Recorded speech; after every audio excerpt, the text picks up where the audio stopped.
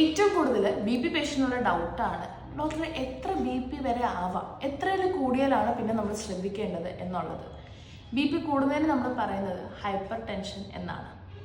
B പിയിൽ രണ്ട് value നമ്മൾ ചെക്ക് ചെയ്യും. ഡിജിറ്റലി ആണ് നിങ്ങൾ ചെക്ക് ചെയ്യുന്നതെങ്കിൽ അതിൽ അപ്പറിൽ കാണുന്ന വാല്യൂ സിസ്റ്റോളും താഴെ കാണുന്ന വാല്യൂ ഡയസ്റ്റോളും ആണ്. നോർമൽ വാല്യൂ എന്ന് പറയുന്നത് 120, ഡയസ്റ്റോളിക് പ്രഷർ 80 ഇതാണ് നോർമലി നമുക്ക് വേണ്ട ബ്ലഡ് പ്രഷറിൻ്റെ എമൗണ്ട് അല്ലെങ്കിൽ ലെവൽ എന്ന് പറയുന്നത്. ഇനി ഒരു പ്രീ ഹൈപ്പർ ടെൻഷൻ എന്നൊരു സ്റ്റേജ് ഉണ്ട്. പ്രീ ഹൈപ്പർ ടെൻഷൻ സ്റ്റേജിൽ നമ്മുടെ ഈ സിസ്റ്റോൾ പ്രഷർ എന്ന് പറയുന്നത് 120 to 129 വരെ ആവാം.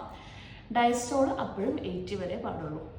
ഇനി സ്റ്റേജ് 1 ഹൈപ്പർ ടെൻഷൻ, അതായത് നിങ്ങൾക്ക് ബ്ലഡ് പ്രഷറുള്ള സ്റ്റേജിലാണ് നിങ്ങൾ, അതിനർത്ഥം അതിൽ സിസ്റ്റോൾ വരുന്നത് 130 to 139, ഡയസ്റ്റോളിക് പ്രഷർ 80 to 89 വരെ. നിങ്ങൾ ഇനി സ്റ്റേജ് 2 ഹൈപ്പർ ടെൻഷനിലാണെങ്കിൽ നിങ്ങളുടെ സിസ്റ്റോളിക് പ്രഷർ എന്ന് പറയുന്നത് 139 എബോ ആയിരിക്കാം, നിങ്ങളുടെ ഡയസ്റ്റോൾ എബോ 90 ആയിരിക്കാം. സ്റ്റേജ് 3 ഹൈപ്പർ ടെൻഷൻ അല്ലെങ്കിൽ നമ്മൾ അതിനെ ഹൈപ്പർ ടെൻസീവ് ക്രൈസിസ് എന്ന് പറയും. ആസ് സൂൺ ആസ് പോസിബിൾ നിങ്ങൾ ഹോസ്പിറ്റലിൽ പോകേണ്ട കണ്ടീഷനാണ് സ്റ്റേജ് 3 ആണെങ്കിൽ. അതിൽ സിസ്റ്റോളിക് എബോ 180 ഡയസ്റ്റോളിക് എബോ 120 ആണ്.